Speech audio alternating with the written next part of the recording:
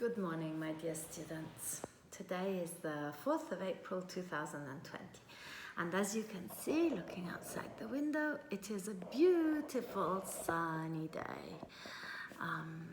This sunshine on my right, which I have a hard time getting rid of in my rudimentary videos, but it's the perfect day to stay at home and do something that we fancy, do something that we like and that can nourish us, nourish our souls possibly.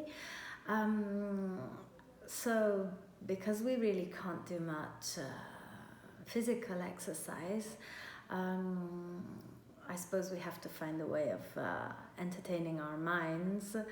And personally, what I really like doing is listening to music and reading. Now, when I ask my students whether they like listening to music and reading, everybody agrees that they love listening to music and have different preferences. But some students say, I don't like reading. So this is a bit strange because maybe you have to try to experiment a little bit more. You could if you want, because reading is not just about reading Pride and Prejudice and Shakespeare. You can have different preferences, like you may like reading Mickey Mouse comics, recipe books, articles on the New York Times, Le Monde. You might like reading about football. You might like reading poetry, or reading Waiting for Godot, or science fiction, or Harry Potter. Whatever you like reading has its own dignity. So I hope when I get back to seeing you, you will tell me what you like reading, whether it's Mickey Mouse or Romeo and Juliet. But the reason why I mention this is that regardless what we read, I suppose what really matters is reading critically. And in order to read critically, we have to consider the importance of text analysis and of our critical insight into the text, reading through the lines.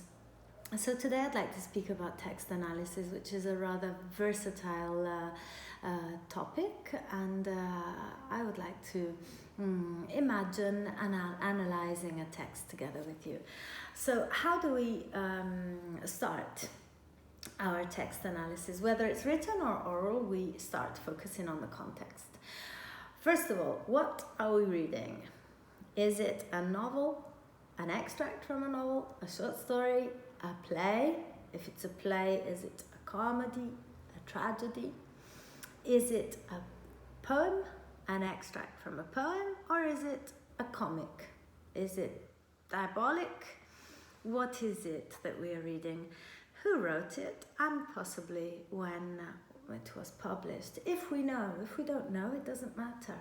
So for instance, if we're reading Jane Austen, we could say this is an extract from Jane Austen's novel, Pride and Prejudice, published in 1813.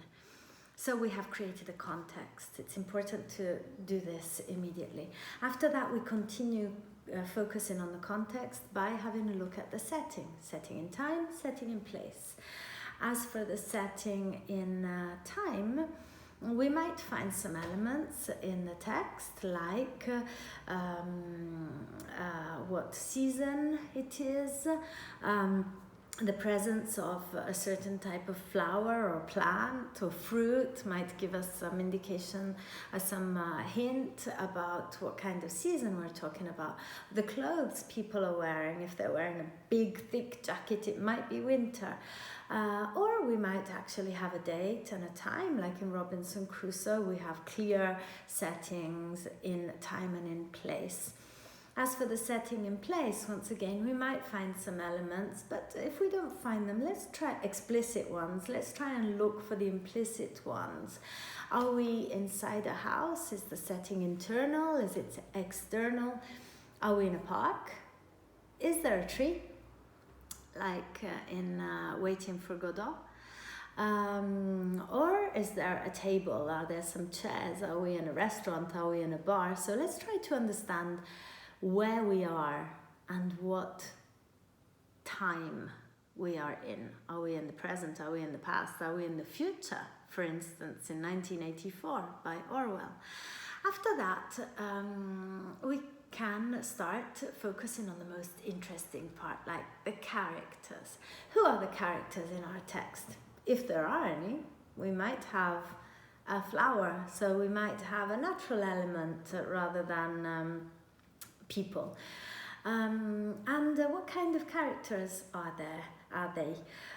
Critics have tried to categorize and making a distinction between flat characters and round characters. I have drawn them on the board for you. I don't know if you can see.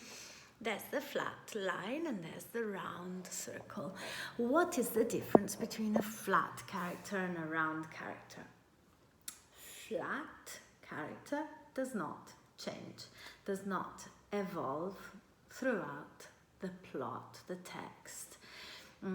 So normally flat characters are called stereotyped characters or caricatures.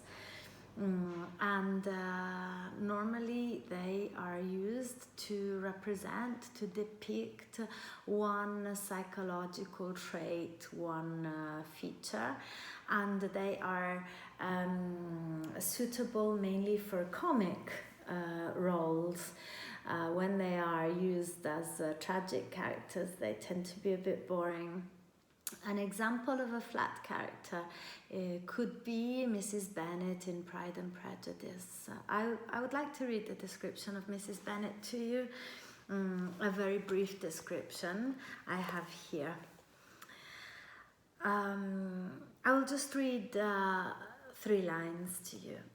She was a woman of mean understanding, little information and uncertain temper. When she was discontented, she fancied herself nervous. The business of her life was to get her daughters married. Its solace was visiting and news. She liked visiting people and she liked the gossip.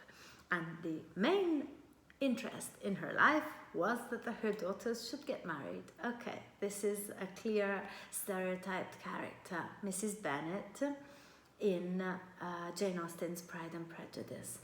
So what's the difference between a flat character and a round character? A round character obviously is the opposite. It's a character that evolves, changes, matures throughout the novel, and may interfere in the plot, so thus leading to some changes, evolutions in the plot. And an example of a round character in Pride and Prejudice is Elizabeth, Mrs. Bennet's daughter, because she changes, she evolves, she becomes an adult, she matures throughout the plot. And at the end of the novel she says, "Till this moment, I never knew myself." She becomes aware of things that she didn't know. She's changing in a positive way. She's becoming aware of some things that she didn't know before. So this is the difference between a round character and a flat character. After having focused on characters, can we quickly have a look at the narrative mode? The narrative mode is the way the author narrates the story. Is it descriptive? Is it a narration? Is it characterized by the use of dialogue? Or does it have a combination of the 3? Every different way of narrating the story obviously makes the story more or less catchy for us, more or less interesting for us.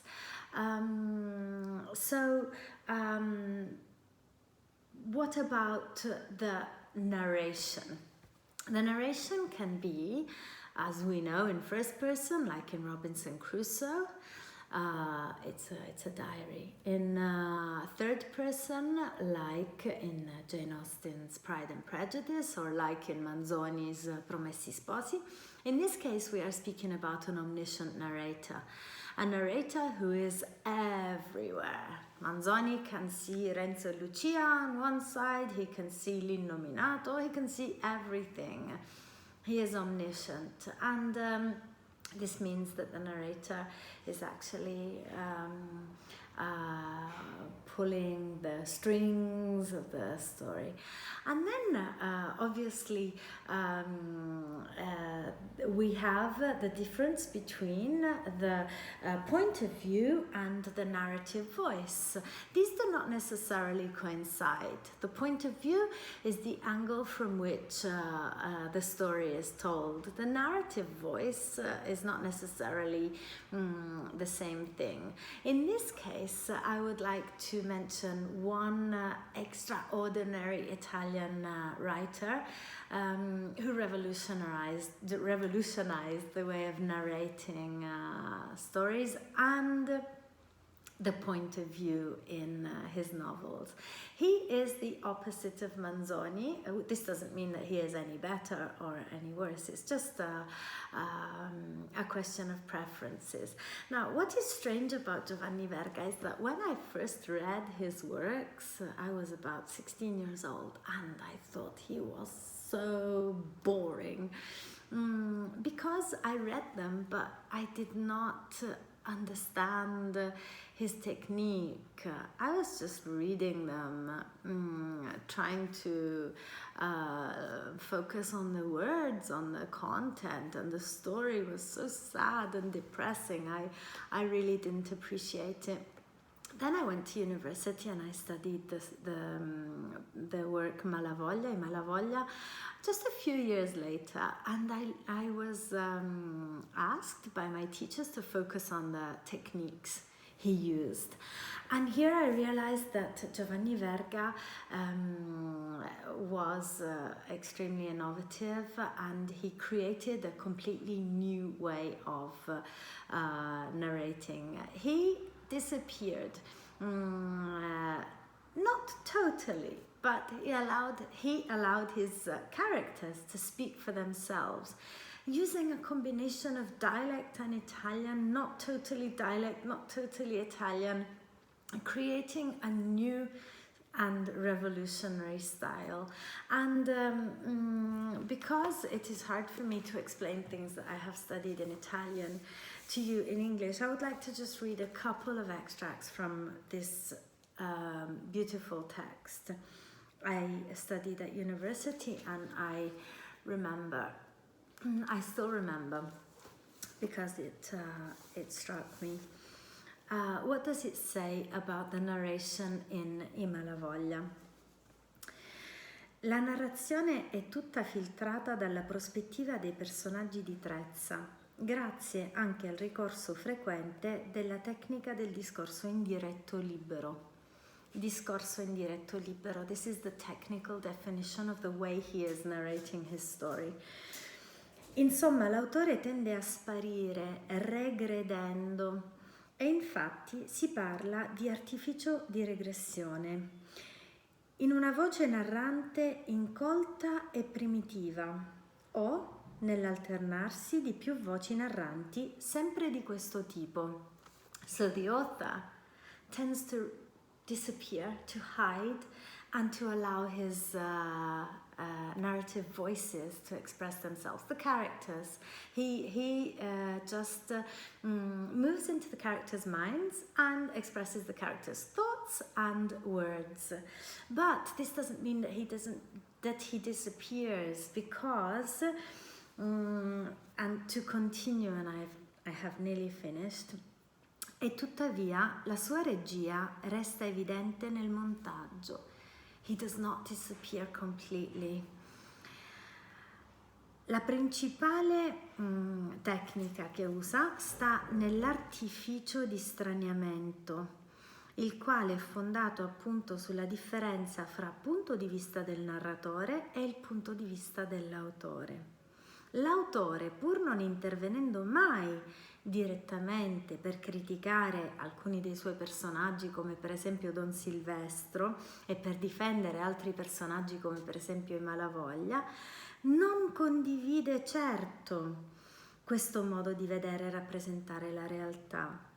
E poiché il racconto è prevalentemente filtrato attraverso il punto di vista straniante e deformante dei paesani, lui non esplicita la sua opinione, ma la sua opinione, il suo montaggio, la sua regia rimane silenziosa, rimane rispettosa, ma comunque ci permette lo stesso di comprendere il suo punto di vista. Quindi abbiamo una combinazione di punti di vista dei personaggi, punto di vista non espresso, mai espresso dell'autore, è una serie di livelli di comprensione del testo da cogliere, da interpretare e da analizzare veramente nel dettaglio. So, narration. How can we summarize the concept of narration? It's just complex and fascinating. Fascinating because when we read something, we have to try and understand who is speaking. Is it the character? Is it the author? Is it the society of the time? And what opinion are they expressing? And most of all, what is our opinion of what is being said?